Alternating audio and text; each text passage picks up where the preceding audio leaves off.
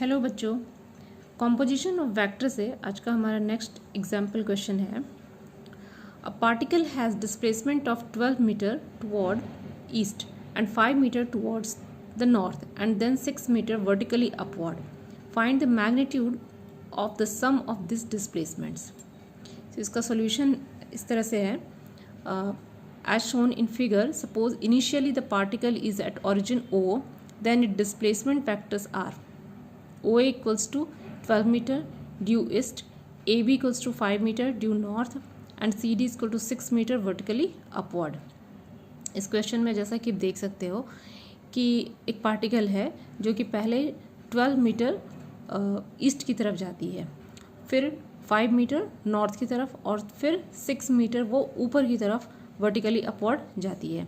तो इसमें हमें निकालना है कि उसका मैग्नीट्यूड ऑफ डिस्प्लेसमेंट, कि सम of the magnitude of displacement क्या है। तो यहाँ पे फिगर में देख सकते हैं कि पहले डायरेक्शन को ईस्ट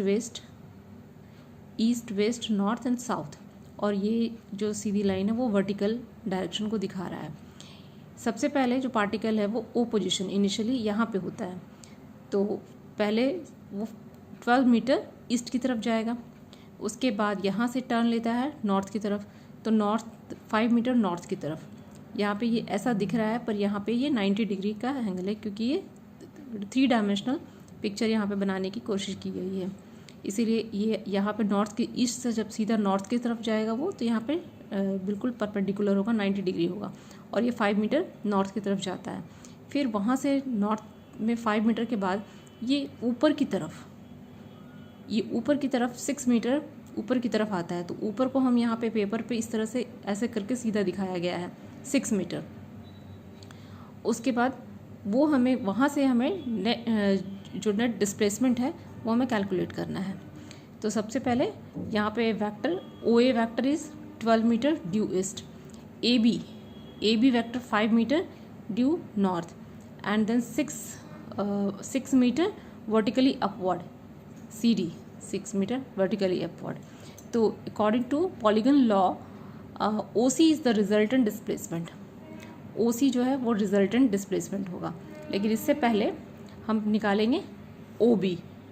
तो OA plus AB, vector OA plus AB हो जाएगा रिजल्टेंट OB। तो यहाँ पे रिजल्टेंट निकालने के लिए OB के लिए हम लिखेंगे OA square plus AB square. तो इसका मैग्नीट्यूड OA का 12 स्क्वायर प्लस AB का मैग्नीट्यूड 5 स्क्वायर। तो यहाँ पे अंडर रूट हो गया 144 प्लस 25 इक्वल्स 13 मीटर। तो ये OB रिजल्टेंट OB जो है हो गया 13 मीटर। अब उसके बाद नेक्स्ट जो ट्रायंगल है वो ये बन रहा है OBC। अब इसमें अगेन हम OC निकालने के लिए हम vector OB plus vector BC करेंगे। तो इसके लिए रिजल्टेंट के लिए हम लिखेंगे OC, मैग्नीट्यूड के लिए OC equals to under root OB square plus BC square, OB square plus BC square. हम वैल्यू पुट करेंगे। OB अभी हमने निकाला 13 मीटर, उसके बाद यहाँ पे है 6 स्क्वायर। इसे कैलकुलेट करेंगे तो अंडर रूट हो गया 169 plus 36 equals to under root 205 equals to 14.32 metre. तो यहाँ पे OC हमारा जो निकल के आ रहा है रिजल्टेंट वो है 14.32 मीटर। तो इसका नेट जो डिस्प्लेसमेंट हो जाएगा वो हो जाएगा 14.32 मीटर। नेक्स्ट एग्जाम्पल क्वेश्चन है, 2 forces 5 Newton and 7 Newton act on a particle with an angle of 60 degree between them. Find the resultant force.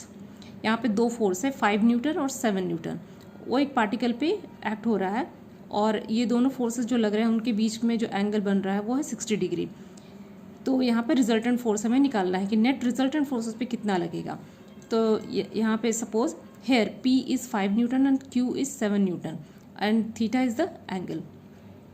ये सपोज इस तरह से हम मान लें कि ये P है, यहाँ पे Q है, ये दोनों फोर्सेस किसी पार्टिकल पे लग रहा है, तो ये और एंगल इन दोनों के बीच का है वो 60 डिग्री है। तो इसके बीच का रिजल्टेंट हमें निकालना है। तो the magnitude of resultant force is R under root P square plus Q square plus 2pq cos theta, जो कि ये फॉर्मूला हम पहले देख चुके हैं रिजल्टेंट के लिए, ये फार्मूला हम देख चुके हैं। तो इसी फार्मूला पे सीधा वैल्यू अगर हम पुट कर देंगे तो ये क्वेश्चन सॉल्व हो जाएगा, इसमें ज़्यादा और कुछ नहीं करना है।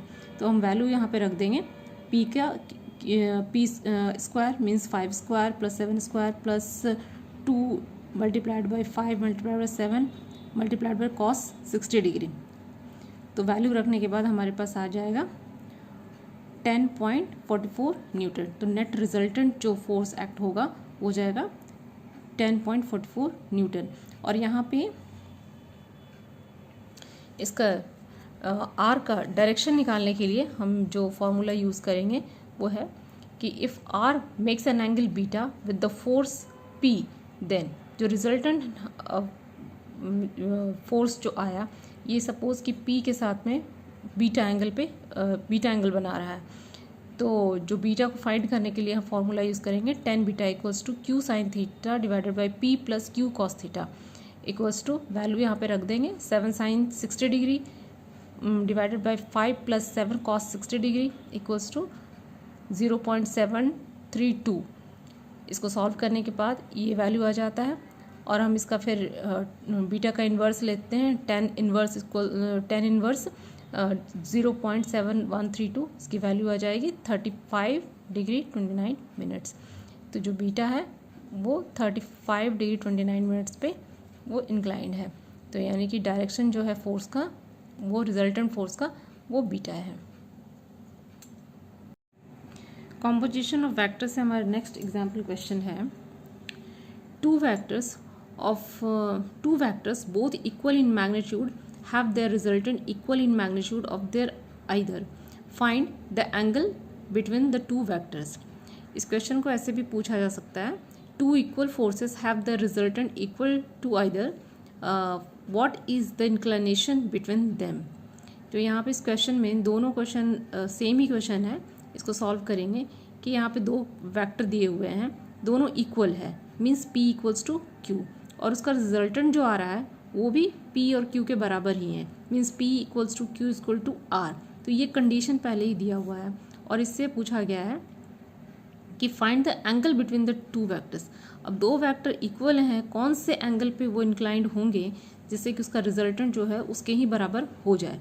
तो यहाँ पे हम पुट कर देंगे कि पहले तो डायरेक्ट जो फॉर्मूला है r इक्वल्स टू, हम जानते हैं कि P square plus Q square plus 2pq cos theta होता है।